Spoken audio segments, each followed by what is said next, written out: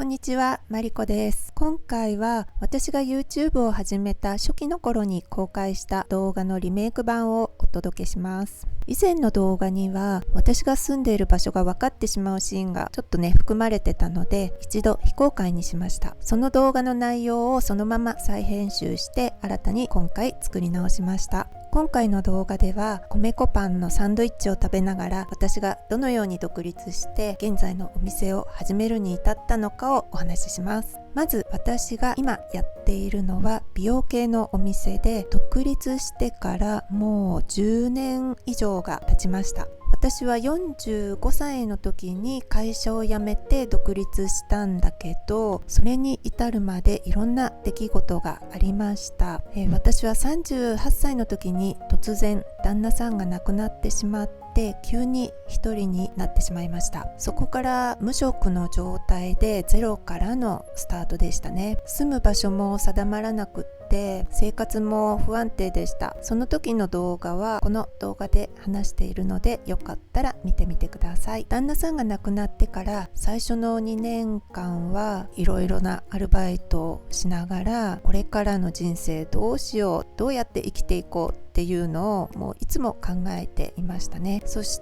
て昔から興味があった美容系の技術を学ぼうって思って、これなら独立して一生やっていけるって思いました。そして40歳ぐらいの時に美容の専門学校に入学しました。私が通ってた学校はフリータイム制で、自分のスケジュールに合わせて授業を受けることができました。最短で半年ぐらいで技術を習得できる仕組みだったんだけど、私はアルバイトをしながらだったのでだいたい2年弱ぐらい通ってたと思います。学校には18歳や19歳、20歳前半の若い学生がたくさんいて、私はその中で確か一番上だったと思います。当時の私はもう若くないっていうこともあって、一度で試験に合格しなければならないっていう強い意志で取り組んでましたね。毎日夜遅くまで練習して、もう一日でも早く技術を身につけるためにとにかく必死でした。学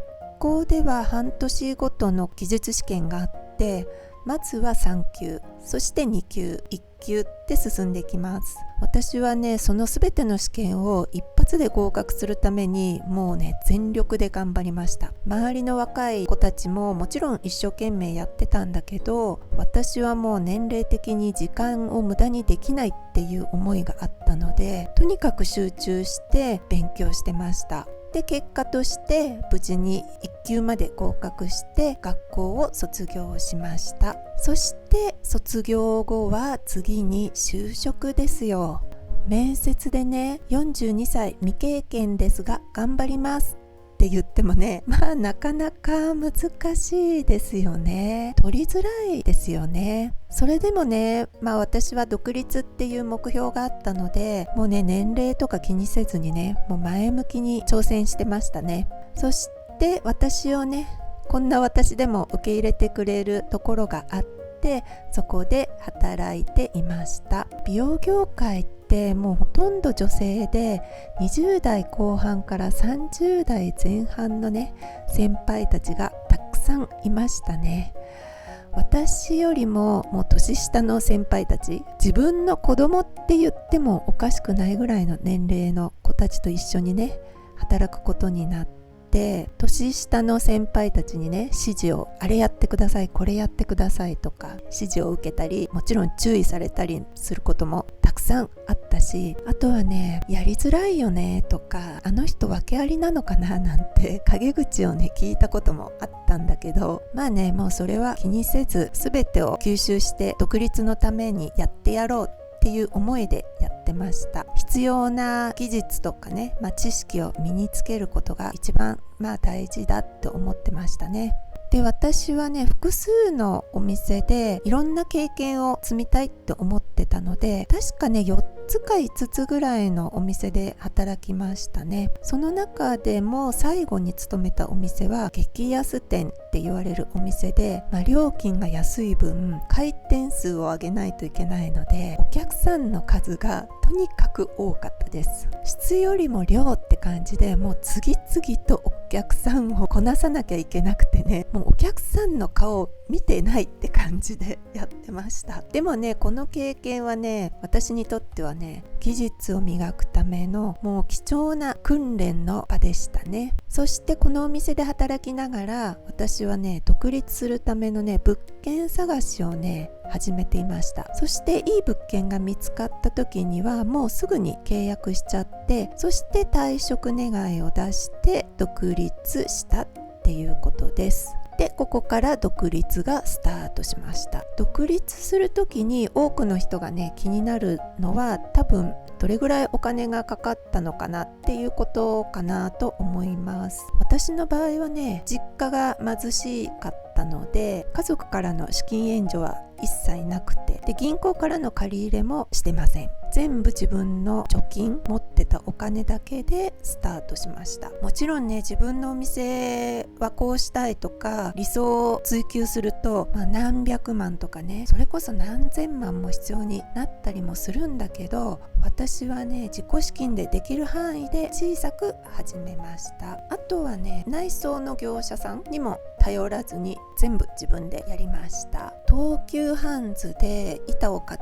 てきて棚作ったり、自分でお店の空間を全部作りましたね。自分でね、できることは全部自分でやって、コストを抑えながらも、そうするとね、愛着のあるお店ができたと思います。あとはね、大家さんとの家賃交渉もやって1万円でもね、家賃下げてもらえるようにね、頭下げましたね。1万円下げれば年間で12万円もね、節約になりますからね。ここでね、独立したいと思ってる方にお伝えしたいのは、とにかく最初は小さく始めることが大事だっていうことです。理想はね、もちろんあるんだけど、スモールスタートだと一歩を踏み出しやすくなるし、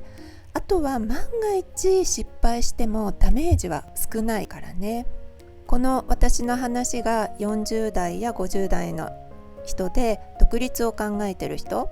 なんかこれから新しいことを始めたいって思ってる人に、少しでも参考になれば嬉しいなと思います。私はね、人に指示されてこう動くよりも、やることをね、自分で決めてやりたいっていうタイプなので、独立してね、本当に良かったと思ってます。全て自分の責任でやらなければいけないし、あとは常に変化しながら進んでいかないといけないんだけど、何よりも時間を自由に使えるっていうことが私は本当に良かったなと思ってます。今回は独立までの道のりのお話を簡単にお伝えしました。そしてここで少しお知らせがあります。実は11月30日に YouTube クリエイターの懇親会パーティーに招待されました。 YouTube を始めてから2年とちょっとが経って初めて YouTube から招待されました。私自身はね、自分を YouTuber とはあんまり思ってないんだけど、こういう機会はめったにないので、見学する気持ちで参加してみようと思います。ただね、このパーティーに参加するにあたって50代独身代表として少しでも自分に自信を持って参加したいので、体をね、一回り引き締めようと思ってパーソナルトレーニングを始めることにしました。パーソナルは6年ぐらい前までずっと受けてたんだけど、フォームも分かったから一旦ね、自立したんだけど、今回はその目標に向けて頑張ろうと思ってます。決めた目標と、期限があると行動に移しやすいですよね。もしこの動画を見ている視聴者さんの中で何かやりたいことがあるけどなかなか始めるきっかけがないっていう人がいたら、一緒にこの2ヶ月間を頑張りませんか？目標を立てて計画したいっていう方はぜひコメントで教えてください。一緒に進んでいけたら嬉しいです。それでは今日はこれで終わりです。じゃあね、バイバーイ。本日もご覧いただきありがとうございます。いいねと思った方はグッドボタン、チャンネル登録をお願いします。コメントもお待ちしております。